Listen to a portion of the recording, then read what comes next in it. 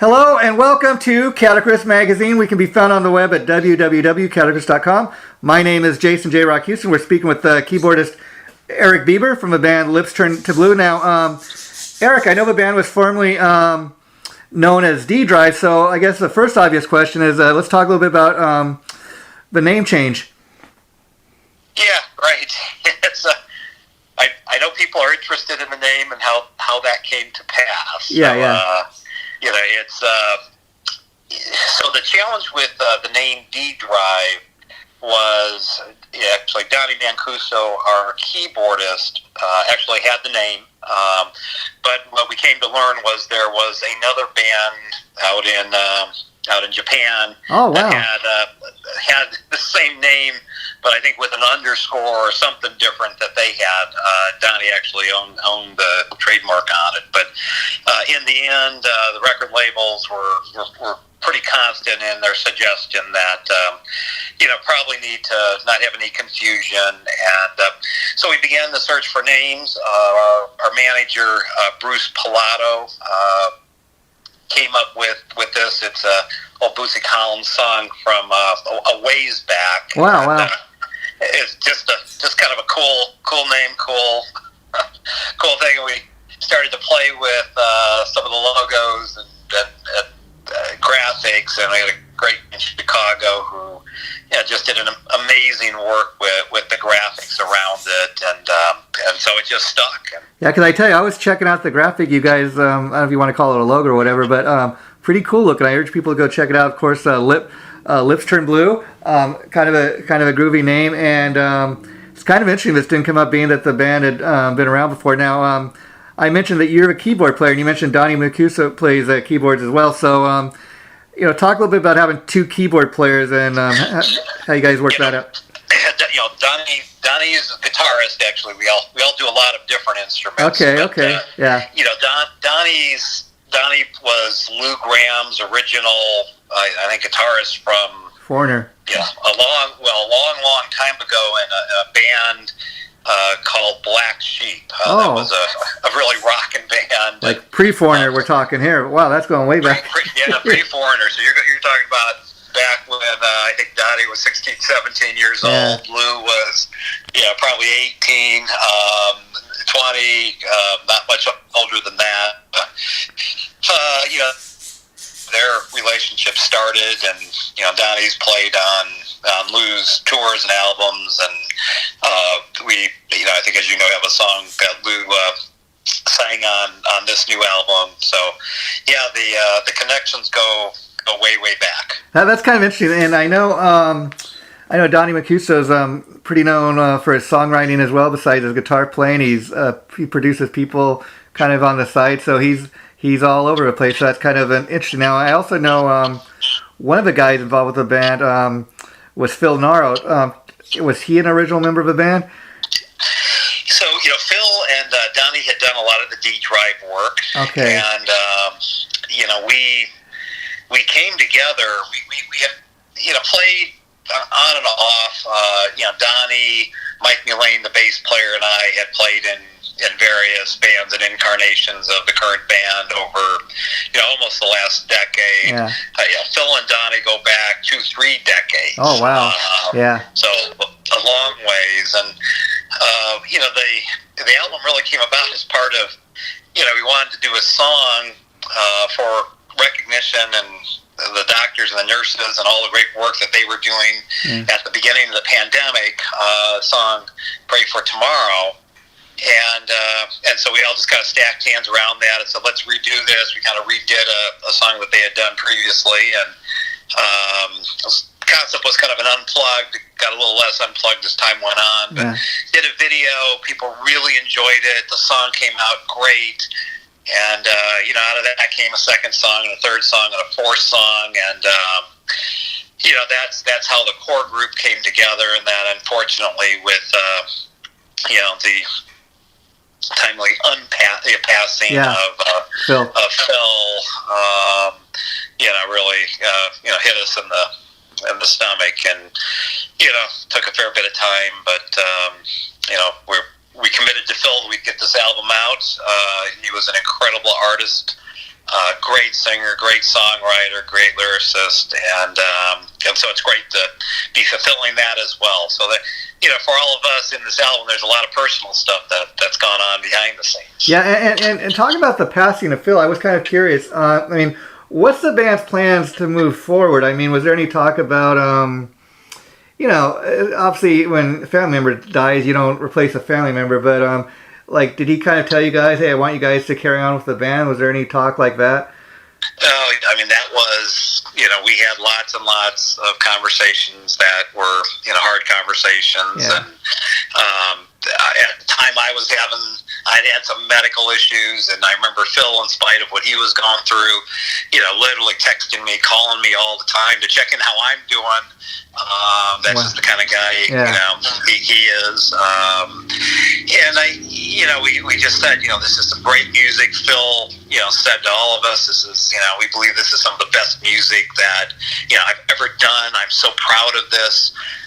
And so it's just, we're going to get it. We're going to make sure this gets done and we get it out there. It took us a while, after Phil's passing, to just get our heads together. I imagine so, yeah. Figure out what comes next. We talked to a number of people, worked with some people, and in the end, it's hard because nobody's going to be a Phil now. He was an incredible talent, and so as it turns out, we came across a young guy, Iggy Marino, who happened to be our current drummer, Roy Stein's student at Nazareth College in Rochester. Wow. He's long since out of college. Also happened to be a student for our manager, Bruce Pilato. And so they came forward and said, we have this guy's a great guy, great kid, can sing like crazy, multi-instrumentalist. And so we tried him out. We did some recording with him. And, he's a guy who, recognizes Phil's legacy, wants to hold true to it, but has a different vocal talent, but yet can do the songs and do them really, really well. But recognizes the need to make sure that he knows what we're doing, and we're doing this to remember Phil, and the songs are Phil's, and so it's trying to balance all of that. So. Of course. We did a show just this last weekend, and it went great. Iggy's a really talented. Actually, every member of this band, including Mike Mullane, the bass player, incredibly talented guy. If you listen to Bulldog, the old Beatles Yellow Submarine song, you want to listen to some crazy bass lines. Pull up that song. It's a lot of fun. Wow, and so when you guys were recording these songs that make up the new album, were they all recorded kind of in the same time frame, or were you in the same room together? Did you each guy kind of record their parts, separately, which is a modern way of doing it? Yeah, well, the challenge for us was, this was, literally the beginning and middle of the pandemic. Yeah. And so we were kind of stuck, couldn't get together. Phil, for big portions, was in Toronto.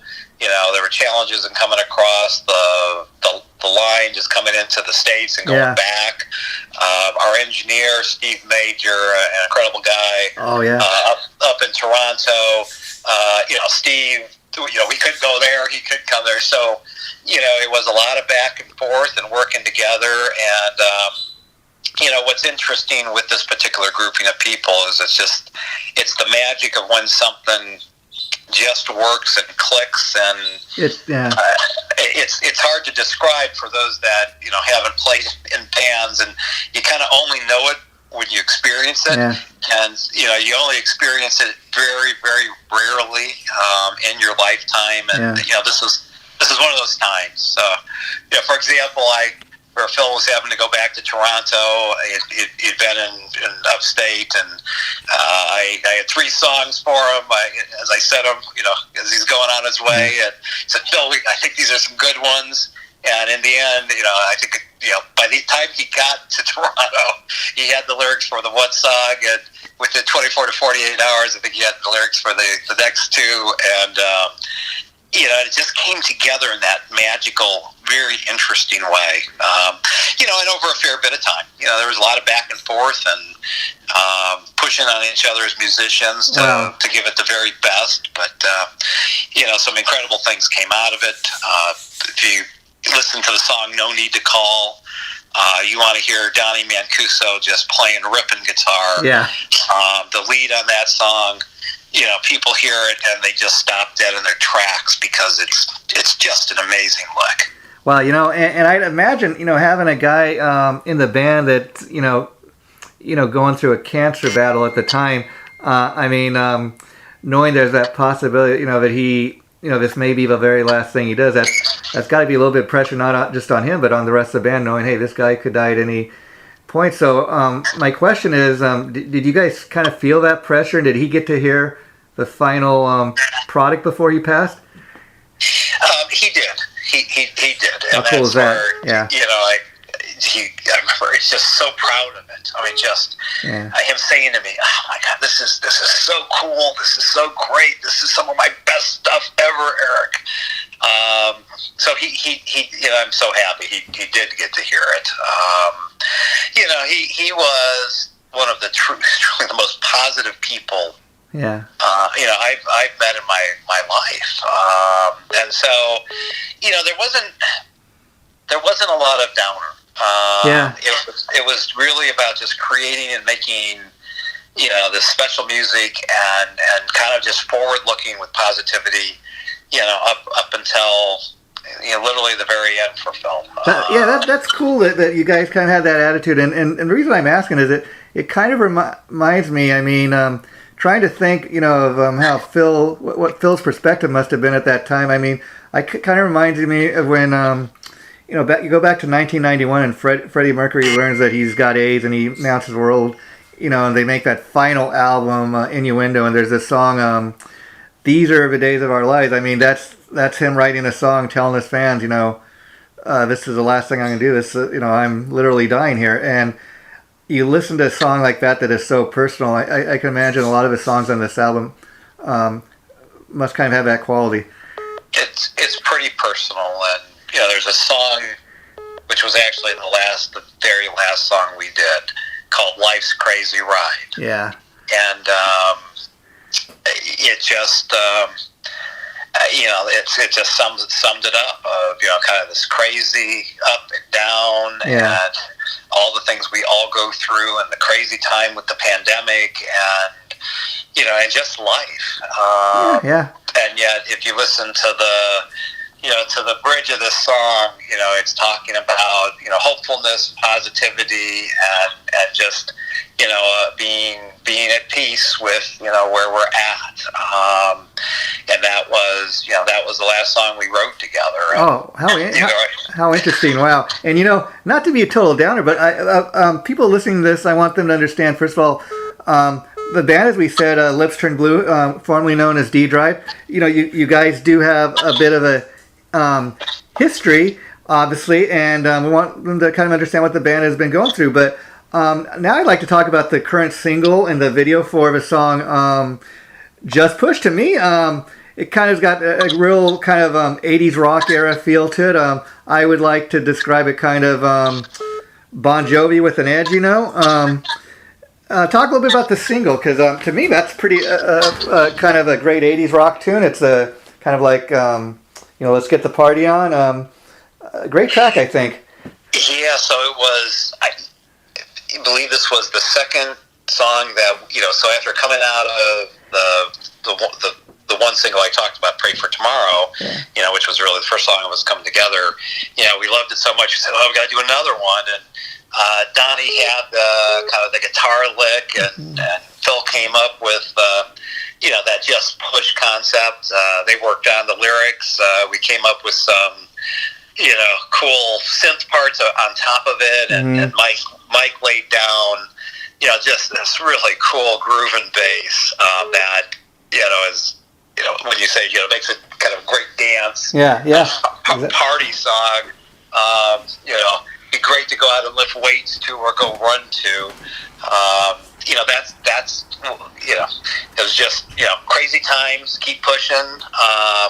You can get through all this stuff. Better things ahead. That was the concept, and it really came together. We were really excited about it. It came together pretty fast, and the parts fell together, and it came together so fast. That was why we were on the song 3 and 4. Yeah. After that, because it just I keep saying magic, but that was just the magic of everybody kind of knew where it needed to be, and Steve Major did a great job with it, and it's a fun song. It's a fun video. It's just a cool video. I mean, what has been the response to that so far? Because it's one of those things I watch, and I'm like, wow, that's like something I would have seen on MTV back in the day. And again, I don't think you guys are necessarily trying to reinvent the wheel. It's just kind of at least that one track anyways, which is what I've heard so far, a real fun kind of rock tune, and I think people are going to just love hearing it. And talk a little bit about, does the rest of the album kind of sound like that, or would you say each song kind of stands out on its own? Yeah, it's a great question. Each song is a little bit different. I mean, there's some stuff that's, reasonably heavy. And there's some stuff that got a little bit lighter. Cool. There's a song called, there's a couple of slower songs on it, but Crazy in Love was one of them, and it's a lighter song. Phil wanted sax in it, and we all sort of went, and in the end, sax worked really well with it. Wow. So it's sort of, where we're at in our lives. We're not trying to be anything that we're not. We're just trying to make great music, and what comes out, and you hope people hear it, love it, and dig it, and so I think we're not trying to sound like anything. I mean, it sounds like what it does, and I'm liking what I've heard so far. So I mean, that's not a bad thing. Now, Eric, did you contribute to any of the songwriting yourself? Yeah, probably a third to half the songs in some form or fashion. I either wrote with Phil or co-wrote with Phil. How cool is that? Yeah, so a number of them. And talk about yourself, Eric. As far as have you been in any bands that anybody would have heard of before this? Well, I came out of Chicago and played in a bunch of the club Chicago stuff back in the days. And, wow. Kind of got on with a life in healthcare where I, continued to play and write and do stuff. But, it wasn't really until I got to Rochester, and then a new different opportunity that I happened to meet Donnie by happenstance. Wow. I mean, literally by happenstance. He was performing with one of his bands at an event I was at, and people sort of poked at me to go up and play with the band, and of course you know what that's like. Bands don't love to have people come up and play with them that they don't know. I did. I remember Donnie looking at me after we played some song, and he said, "Well, you can actually play." I was going to say, you must have made some kind of impression on the guy, And so I, fast forward a number of months, I saw him at another gig he was playing and started talking, and he said, "Why don't you come down and and play with this other band I'm playing in?" I did. I remember we started first song, Feels Like the First Time. Wow. And I remember him looking at me as I started playing that initial organ lick in the first verse, and he got this big smile on his face. Yeah. And, and we've been playing in different incarnations ever since. Yeah, I don't know. You mentioned Feels Like the First Time. I don't know what it is about that song that's always been like probably my favorite Foreigner song. I don't know if it's the riff or the fact that we all know what that song is really about, but just a great rock tune. It's a great rock tune, and again, the connections are pretty vast. So as we were writing these songs, you may have seen that Mark Schulman played drums, Pink's drummer, on some of the tracks. Oh, cool. And Mark's a great guy and just such a unbelievable drummer. But the connection there was Donnie was on a tour bus with Lou Graham in Europe. They were watching, still take a videotape on the bus, and Donnie looked and said, "Well, who's that drummer?" And Lou said, "Well, that's Mark Shulman. He played on one of the Foreigner tours, a while back, and I think I'd like to do some work with him." So Donnie called up Mark, and that's how they got connected. And when we were all sequestered with the pandemic, we called up Mark and said, "Hey, we've got a few songs that are kind of cool. Just take a listen and see if you'd want to do something with them." Lou Graham is the man. As far as people laugh about the fact that a lot of times he doesn't even play with Foreigner these days, and he's the only original member. But like those Foreigner songs, he's one of those great songwriters that very much like you talk about a band like Queen. For so many people, those are the songs, the soundtrack to our life. Incredible talent, and so all these different pieces and connections and come together. Kind of all come together in this kind of, again, a crazy sort of serendipitous way. Yeah. And that's the story of the band. 6 degrees of separation. That's kind of something I think about in hearing stories like this. And then I was curious. You mentioned you're originally from Chicago, and I was wondering what's the rock scene there, because I know for years Chicago really was known for having more than anything a big blues scene. Well, going back into the 70s and early 80s, it was there's so many really cool bands coming out of there.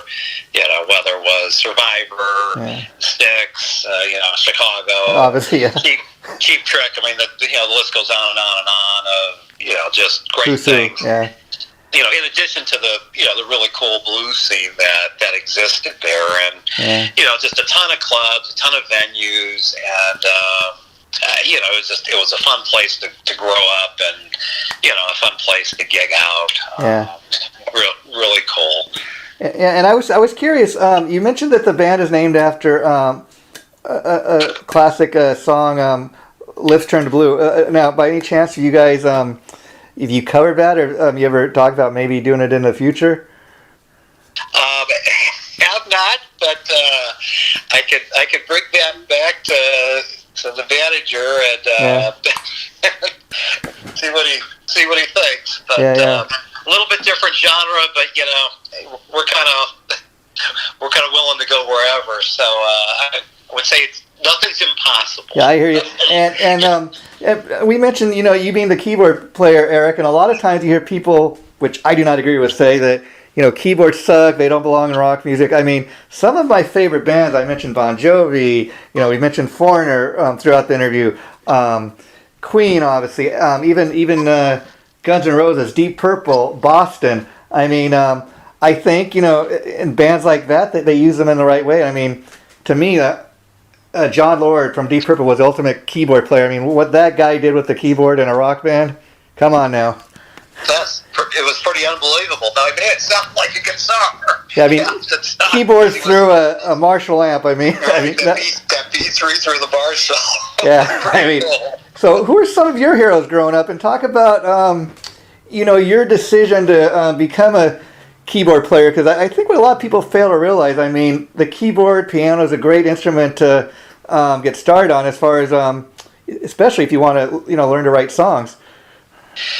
Yeah, so I started playing when I was super young. Yeah. Jason, at 4 or 5 years old, I was classically trained pianist, and I did that for lots and lots of years. And I can tell a story to somebody. I was my last day of 7th grade. Wow. One of my friends brought in his fake SG and Univox amp to music class. And we were sitting in there, and I remember he was playing War Pigs. Wow. Yeah. And I was like, this is really cool. It was a lot cooler than playing classical piano. It's interesting you bring up Black Sabbath, because a lot of people may not even realize Rick Wakeman from Yes played keyboards on a lot of those early Black Sabbath records. Yeah, I mean, so your earlier point is right. Yeah. I got to tell you, guitarists seem to do a lot better with the ladies than the keyboardist. So I was pretty intrigued by this guy. I went out and worked my tail off caddying that summer for about $5 a bag of tools, and got my first SG, a real SG. Got a big Marshall 810 50 watt, the old Marshall had, and it started. I knew how to play some guitar, but started playing rock guitar. Wow! And then I realized something real quickly was that there were quite a few people playing guitar, all of whom were way better than I was. Yeah. There were not a lot of people playing keyboards, and so if I wanted to do something other than caddying and cars, I wanted to start playing out, which I did. I got a Rhodes. I got one of the old mini Korg synthesizers, and ultimately bought a cut M3, like the guy in Boston used to cut the first album. Oh wow! And and then got a lot of gigs. All I can remember is couldn't drive because they'd have to come to my house and pick me up. And take me to the gigs and drop me off back home. And carrying that cut M3, I got big muscles really fast because I think the thing probably weighed 200 pounds. Wow. Yeah, and unlike guitar players who are always breaking strings, playing the piano, I mean, that's pretty much all you need. Yeah, well, pro and con.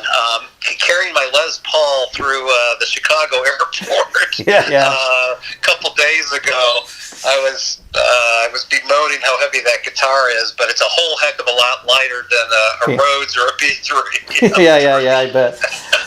And so now I hear the debut album is going to be released May 4th. So let's tell people where they can get it, and are able to get physical copies or just digital right now.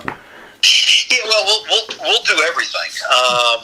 They can go on Spotify and put in Lips Turn Blue, and the first single is sitting there. They can get a glimpse of that great graphic work that you talked about. Yeah. So that's out there today.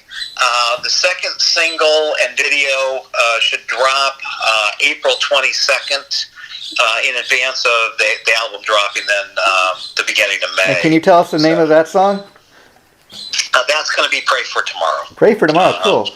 Yeah, so they have there's 3 or 4 singles that they wanna release on this thing that they like. But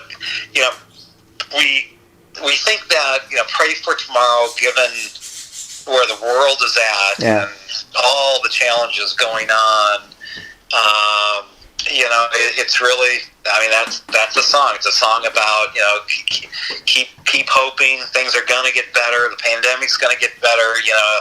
Things are going to, they're going to turn the corner at some point here. And we all got to believe that, because if you don't, it gets pretty depressing really fast. And, we don't want people walking around depressed. We want people walking around having great lives. I mean, even here in Los Angeles, where I'm from, it's amazing. A legendary place like the Whiskey. A couple of months back, there was real serious talk about the places like that. Even the Whiskey was going to be closed down for the simple fact that last 2.5 years really haven't had any concerts. And we had a governor out here where talking about, well, we don't know if the entertainment world's ever going to be like it once was, and we don't know if people are ever going to be able to go back to live concerts and stuff like that. I thought, you got to be kidding me. But it came very close to that, and thank God it didn't, No, and I think there's, what I've seen is just a real pent-up desire for... to get out there, people to hear music, hear new music, come together, be with other people. The show we did this weekend, people had a ton of fun, and it's just, it's so great to see... people connecting together again. I mean, it's been so hard over this other prior time. So I don't, live music, there's, something really special about it. And, for anybody who's a performer, it's, that's the ultimate. Playing music, having people get into it, putting smiles on people's faces, seeing people connected to it. Yeah. It's just the best. Great way to bring people together, like you said, and music has a way of, connecting people. I mean, even as a guy in the band and, as a songwriter, I'd imagine throughout your career, or especially when this album comes out, you're going to have people tell you, hey, your song, that means something to me, or I listen to that song, it reminds me of maybe my mother or father died or something, and you're like, well, that's not what the song was written about, but hey, if you get something out of it, that's great. That's why we wrote the songs, and again, I gotta say, I feel so fortunate to play with the talented folks that we're playing with. Roy Stein, our drummer, just a great drummer. He played on a number of the tracks on the album. Just a fascinating guy, but just a real talent. Iggy, stepping in and singing his heart out, and then have the talents of a Donnie Mancuso and a Mike Mullane. Yeah. And I know this is a crazy thing to ask because the first album doesn't even come out till May 4th. But being that Iggy's a new guy in the band and he's a new singer, have you guys started thinking about will there be another album? Does that kind of depend on how people respond to a debut album? What are your thoughts on that? Yeah, well, we've already started writing, so we've got some songs that are pretty progressed, and I think some cool stuff that people are going to really like. So, don't want to give too much away there. No, but I'd imagine too, especially this first album that you guys have coming out. They often say that a band has its whole life to kind of create their first album. When you guys were in there recording the songs that make up the debut album, did you kind of feel like you were creating your sound, kind of trying to find it? Not really. Okay. I would say, in part it's because, the nature of the musicians and, people have been playing for a lot of decades. Things just came together in a most unusual way. And so it was less about a sound and more about, hey, that's a cool idea. I like that. What if we did this? And then just building upon it. And I would say, where things start is never where they end. And that's part of what's so exciting about it. Yeah, I think that's an interesting way to do it, because a lot of bands, that have maybe recorded 3 or 4 albums, by the time they get to that point in their career, both the band and maybe their fans kind of have this expectation. I mean, for example, we mentioned bands like Foreigner and Boston and Queen. I'm sure you're a fan of all those bands as well, and probably you and me as fans of those bands, we when they put an album out or a new song, we have a certain expectation of what it's supposed to sound like. But how cool to do an album where there is no said box, that you have to stay within, that you can kind of just, we're going to go and record, and whatever comes out, comes out. And you just described it really well. It was sort of a blank slate. Yeah. And, and again, we didn't necessarily start with, we're going to put an album together. We started with one track, we want to do a song to say thank you to doctors, nurses, and healthcare professionals because they're amazing. How cool is that? And so it just, the way it came out of that just gave us significant degrees of freedom to be creative in ways that, probably in other things that each of us had done, we just weren't able to be. And so as you get to a chance to listen to the complete album and the songs and the tempos, I mean, it's things are, there's a fair diversity and heterogeneity of music within the album. And I think what makes it so cool that you guys initially did that one song to kind of pay tribute to the first responders and the doctors and nurses, because while they were hailed at the beginning of the pandemic, it got to a certain point where all of a sudden, we're going to fire all these medical workers. They don't get vaccine stuff. So I think it's cool that there are people like you guys that kind of still pay respect to those people. Yeah, it's well. We'll just leave it at that. And final, well said. yeah, final question is: you guys are obviously been doing some shows to support the upcoming album, but once the album comes out, do you think it'd be more of a tour? You're gonna do sporadic tour dates, or what's the plan? Yeah, so we're doing a headline show this Friday in Phoenix at a really cool place called the Music Instrument Museum. Okay. Actually, it's number one attraction in the Phoenix metro area, that whole valley. Oh, cool. It's a great theater, small theater, but super comfortable and acoustically just amazing. So we're psyched to do that. We had grabbed some additional video and sound from the show we did last week. We're going to do that again this week because we see a number of additional releases and some videos in the future. And then I think you're right. We're going to see where things go. Hopefully, the pandemic has certainly ebbed, and the summer opens up lots of opportunities. I know the label, which is a German label, MIG. Oh, wow, interesting. They've got a great roster of folks on that label and are heavily connected into the live music scene, including the festival scene in Europe. Oh, wow. So I think there's going to be all sorts of opportunities. The music seems to work quite well live. Yeah. I haven't played it just this last weekend. It seems to translate to a live audience really well. There's a lot of good up-tempo songs in it. So we're excited. It's great to record. Yeah. but it's a whole lot of fun to go play live. Yeah, and I'd imagine talking about opportunities to get out there and tour. I'd imagine. You guys, the type of music you do, you could open for all kinds of like hard rock, metal acts, pop acts. I mean, kind of a little bit of everything. Probably you could fit into. Yeah, that's exactly right. From a genre standpoint, I think it creates a number of openings for us. Yeah. So I think we're open to any and everything. We just want the music out there that we want Phil's voice to be heard. And we. I think I started with this. We want to see smiles on people's faces. Well, you bring up an interesting point because like I was telling somebody the other day I was interviewing I remember when the grunge music was becoming a big thing, and my only real problem with a lot of those bands is like as great as something like Nirvana is, I mean, a lot of those songs kind of, you listen to them, they kind of bring you down. I'm the type of person, I want to listen to something and be brought up. So I think it's always good to have kind of fun party type music. Now the video you guys did, how fun was that to do?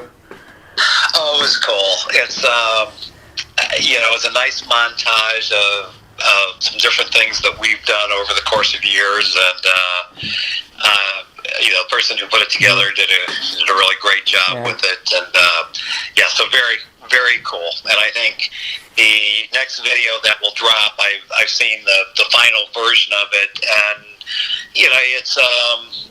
it's visually impactful. It's incredibly well done, and it tells tells a story.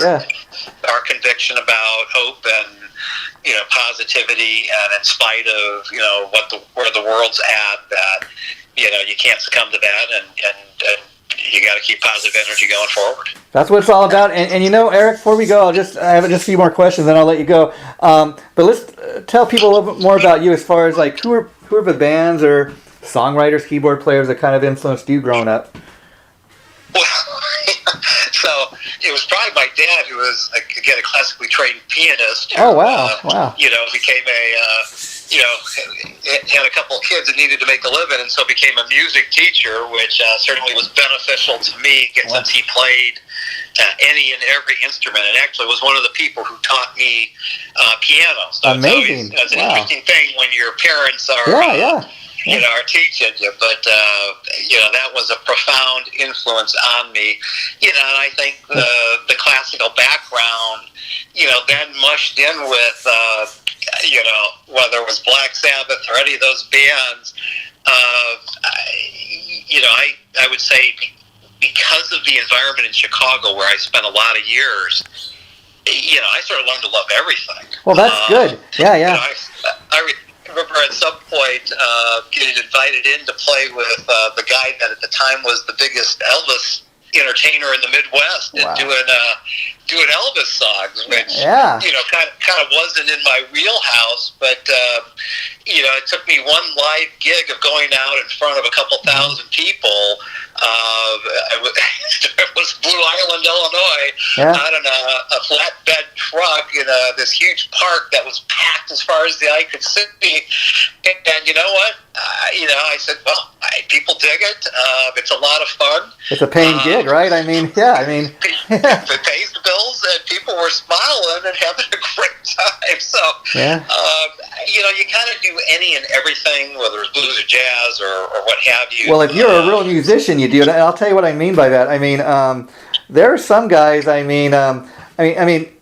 think it makes you a more rounded musician in the sense that you learn to play different types of music. I mean, I heard a similar story. The guy who plays bass in Megadeth, his name is James Lomenzo, and somebody was asking him, because he for a couple of years was playing with John Fogerty. And somebody was asking, hey, you're from Megadeth. You're supposed to be a metal guy. What are you doing playing with John Fogerty? And he's like, you know what?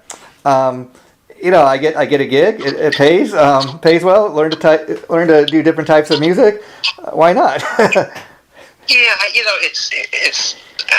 And if you love music, if you really love music, and if you love performing and watching reactions, I think I, like a lot of people, started off kind of a musical whatever, and had my attitude, and I think the reality of life is you just grow up and become a little bit wiser, and and those experiences matter, and I got to play with crazy good musicians over the course of time, and that's what's important. That's what really matters. And you mentioned, which I think is really a great kind of story to have, because many people do. Like you mentioned, your dad was probably your biggest influence, being that he was a music teacher and piano. So what was it like for your dad to kind of see you going from learning the piano to getting up on stage? First time he ever seen you perform, and talking about on public stage, and kind of seeing that his son now has a career doing this. I think my dad similarly, because he was a gigging professional musician, along with ultimately being a band director. Yeah. I think he loved all sorts of music, and I don't know that some of the stuff I was playing was what he might have preferred. Yeah. But I think he was able to have an appreciation of when it was done and done well with talented musicians, that there's an appreciation for that, even if it's not kind of your thing. Yeah, I mean, you probably, like most dads, was like, hey, that's my son up there, Well, I'm telling you, my mom is coming to the show. Wow. This coming Friday, and wow. She's almost 90 years old. And, wow, that's ultimate support right there. I mean, okay, so Eric, I really had pleasure chatting with you, and we'll have to maybe do it again. So, final question is this: so, are you involved with any other projects or bands that you'd like to let us know about? No, I think this is you play with all sorts of folks, and you write with I've got lots of friends, and you write as you need to write. This is our focal point right now. We've all put a ton of energy into this. We want it to be successful, and so it's really all about this particular project for I think the band at this juncture. So. Yeah. Well, I tell you, with that kind of dedication, I really hope that success comes your guys' way with the new album when it drops May 4th. I got to tell people listening to this. You got a great team of people I know behind the band, besides the guys in the band. Just to let everybody know, you guys, for example, got the same publicist as Michael Schenker and Judas Priest, and I think that's all people really need to hear. Chip does a great job, and we were really thrilled that he was willing to come on and support the band. Again, it's nice when people hear the album and say, "Hey, I love this stuff. I can get behind this." Yeah, see, I mean, first thing when I was watching the video the other night to prepare for talking to you today, I thought, man, this is best compliment I can give you. I've just heard the one song, watched the one video, and I thought, man, left me wanting more so much that I can't wait to go out and get the new album so I can hear the rest of the songs. And when you can do that with just one song, I think you got something special. Thanks, Jay. It's it's been kind of an honor doing it with the group of guys. I bet, yeah. Honor doing it with Phil Naro. We miss him every single day, and it truly has been a ton of fun. So I'm excited for you. If you love that one, I'm excited for you on April 22nd. Hear the next one. See the video and hear the next one, because I think you're going to love that as well. Completely different, but in some ways maybe even more powerful. So lots of good stuff to come. So for the listeners, pick it up. Hopefully you love it as much as we love making it. And well, that's the thing. It's all about, to me, all the great bands I ever grew up on. The great bands I still listen to today, it's because they had great songwriting in the band. And like people say like Kiss isn't much of they're not much musicians, but I tell you, those guys can write hit songs. Aerosmith, same thing. I mean, hey, we're still listening to those songs a whole lot of decades later. 50 years later, can you believe it? And they're still great songs, man. yeah. And final question is this: so, where can people find you and the band online? LipsTurnedBlue.com. If they go to Spotify and any of the streaming platforms, again, just push.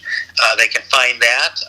So put it into Google and like us on Facebook, and that'll keep you informed of all the cool things and the music dropping in real time. And then May 4th, people can go to Amazon and Spotify and all those sites that you mentioned, right? To get the album. Okay, well, Eric, I'll be posting an interview in about a week or two. I'll let Chip know once it goes up. Feel free to post on any of your sites, and if you enjoyed doing the interview today, I'd love to talk to you again down the line once I've had a chance to hear the rest of the album. Yeah, always happy to talk. It's fun stuff. You brought back a lot of memories, Jason. Yeah, that's sometimes I forget about all this nutty stuff that I've been through in my life. But well, that's partly why we do. At least why I do this is when I talk to somebody.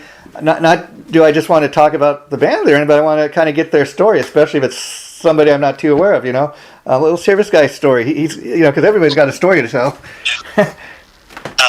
Oftentimes really cool, really great stories, because which is the fun. I mean, that's the fun of meeting people when you're out on the road playing, and people are really great. Because just to wrap this up, I'll tell you a real funny story without naming the person. I interviewed this guy kind of from a legendary punk band the other day, and the publicist, which I kind of understand, told me, okay, this is what to do. The guy doesn't really like to talk. He's a guy of a few words, and pretty much everything will be yes, no, yes, no. And by the way, we're just going to talk about a solo album. Don't talk about the legendary band. And so the publicist kind of helped me, because the guy was somebody of very few words, as we say, but I was able to kind of work with that, which is kind of interesting. You're maybe not as well known, but you gave a great interview still. You know what I mean? Thank you. Yeah, and that's what it's all about, is telling a story. So take care, Eric, and we will do it again. It was great chatting with you. Thank you. Jason, thanks so much, man. Thanks for taking time. Yeah, anytime. Bye-bye.